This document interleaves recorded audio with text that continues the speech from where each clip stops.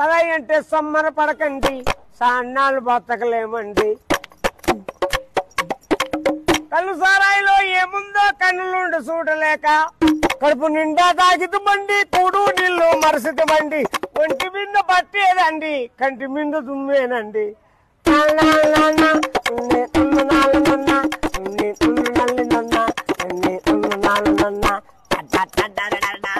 నలభై 80 100 రూపాయలు పెట్టినా సేపు సాలదంటారు. టింకడక్క కట్ట కడక్క తిక్కబట్టి తిరిగి పక్క వారిని అడిగి పక్కా పంచి సంకన పెట్టి సారా అంగిడికి వెళ్తున్నాము.